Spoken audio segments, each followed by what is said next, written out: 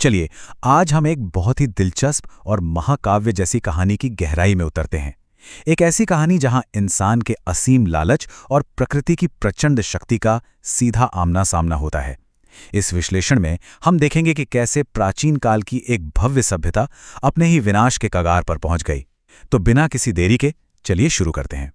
शुरुआत करते हैं इस बेहद दमदार डायलॉग से। जरा इस पर गौर कीजिए। मुझ में और तुझ में क्या अंतर है? तुझे मोहनजोदारो पर राज करना है और मुझे उसकी सेवा करनी है। सच कहूं तो ये एक लाइन इस पूरी कहानी के मूल संघर्ष को बिल्कुल सटीक तरह से सामने रख देती है। आगे हम यही समझेंगे कि कैसे एक साधारण से किसान ने एक इतने बड़े और क्रूर साम्राज्य की नींव हिला के रख दी। भाग 1 मोहनजोदड़ो की यात्रा। अब देखिए, कहानी की बैकग्राउंड को समझने के लिए हमें इन दो बिल्कुल अलग दुनियाओं को देखना होगा। एक तरफ है आमरी नाम का गांव, जो पूरी तरह से शांतिपूर्ण, उपजाऊ और सहयोग की भावना से भरा है, और दूसरी तरफ है मोहनजोदड़ो शहर, जो भारी करों, लालच और व्यापार के क्रूर जाल में फंसा है। मोहनजोदड़ो एक तरह से मुनाफे के पीछे भागने वाली मशीन बन चुका है, और इन दोनों जगहों के बीच का यह जमीन आसमान का अंतर ही हमारी कहानी का बेस तैयार करता है।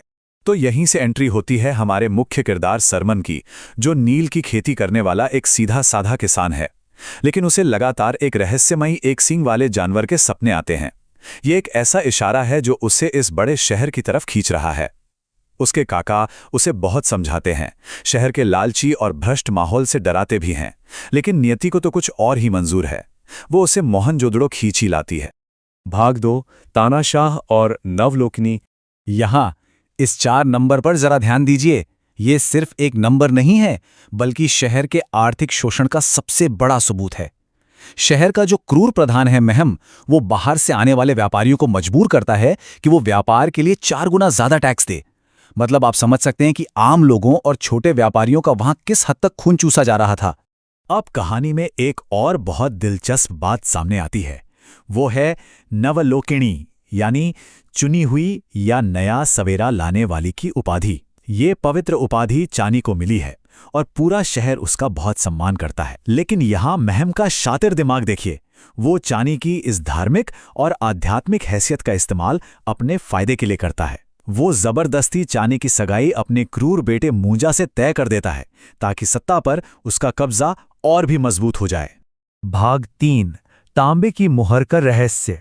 तो होता क्या है कि एक छोटी सी तांबे की मोहर, जिसे मुहीर कहा जाता है, पूरी कहानी पलट कर रख देती है। ये मोहर ऊपरी शहर में जाने की एक चाबी की तरह है, और जब ये मोहर सामने आती है तो पता चलता है कि सरमन कोई मामूली किसान नहीं है। असल में वो मोहनजोदड़ो के पुराने प्रधान सृजन का बेटा है, उसी सृजन का जिसे महम ने साजिश करके मरवा दिया था। ये राज खुलते ही पूरी कहानी एक नया ही मोड़ ले लेती है। अगर हम इस घटनाक्रम को देखें तो ये बात बिल्कुल शीशे की तरह साफ हो जाती है कि कैसे एक इंसान के लालच ने पूरे समाज को बर्बाद कर दिया। पहले सृजन न्याय से राज करते हैं, फिर महम नदी के नीचे का सोना निकालने के लिए एक बड़ा सा बांध बनाने का प्रस्ताव लाता है। सृजन विरोध करते हैं तो उन्हें फंसाकर मार दिया जाता है। और इस अप्राकृतिक बांध का नतीजा क्या होता है? सिंधु नदी अपना रास्ता बदल लेती है और पूरे इलाके में भयंकर सूखा पड़ जाता है। भाग 4 बकर जोखार की चुनौती। यहां कहानी एक ऐसे पॉइंट पर आती है जहां सच में रोंगटे खड़े हो जाते हैं। जरा सोचिए, क्या एक आम किसान पूरे शहर को बचाने के लिए पहाड़ों से लाए गए खूंखार नरभक्षियों को हरा सकता है? सरमन को न्याय के नाम पर एक बड़े अखाड़े में मौत की सजा के तौर पर लड़ने के लिए फेंक दिया जाता है। माहौल में जो टेंशन है वो अपने चरम पर पहुंच जाती है। ये जो बकर जोखार की लड़ाई है ना, ये कोई आम कुश्ती नहीं थी। ताजिक पहाड़ों से आए नरभक्षी सिर्फ और सिर्फ जान लेने के लिए लड़ते हैं। महम का असली मकसद क्या था? वो चाहता था कि पूरी जनता के सामने सरमन को बेदर्दी से मारा जाए, ताकि लोगों के अंदर बची खुची हिम्मत भी टूट जाए। लेकिन सरमन यहां सिर्फ अपनी शारीरिक ताकत का इस्तेमाल नहीं करता, वो अपनी गजब की फुर्ती और तेज दिमाग का इस्तेमाल करता है। और उसकी ये नामुमकिन सी जीत वहां मौजूद शोषित जनता के दिलों में बगावत की एक नई चिंगारी जला देती है। भाग 5 लालच का पर्दाफाश। अब महम की इस पूरी साजिश को अगर हम 3 हिस्सों में बांटकर देखें तो उसका असली चेहरा सामने आता है। उसका लालच सिर्फ अमीर बनने तक सीमित नहीं था।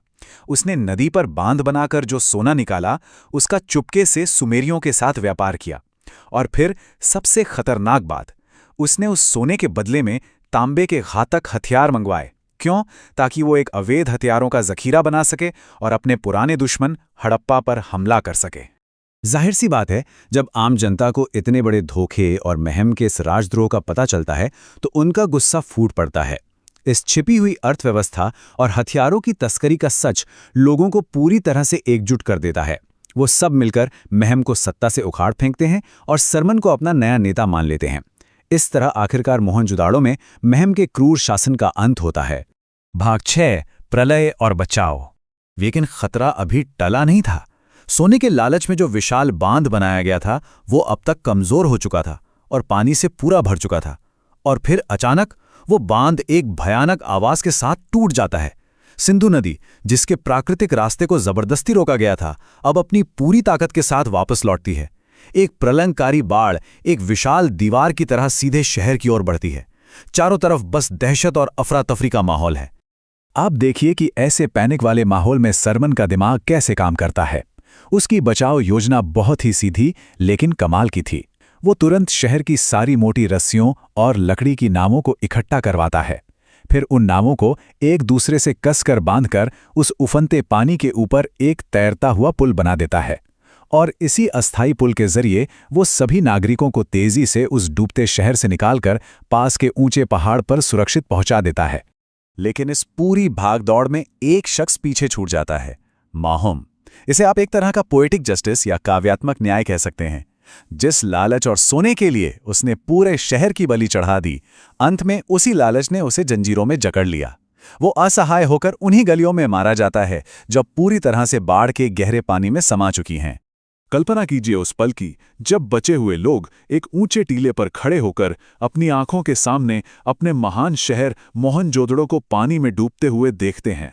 उनके चेहरों पर इस भव्य सभ्यता को हमेशा के लिए खो देने का गहरा सदमा और दुख है, और वो ये बात बहुत अच्छी तरह जानते हैं कि अब उन्हें एक नया घर, एक नई शुरुआत ढूंढनी ही होगी। खैर, हर अंत के बाद एक नई शुरुआत होती है।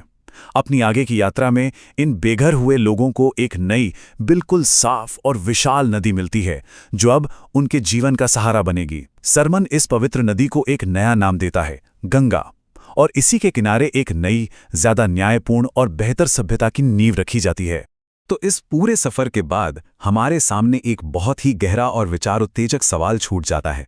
क्या इंसान का लालच हमेशा ऐसे ही प्रकृति के प्रचंड शक्तियों के हाथों बह जाएगा?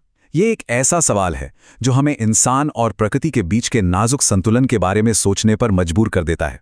हमारे सफर में साथ बने रहने के लिए आपका बहुत बहुत शुक्रिया।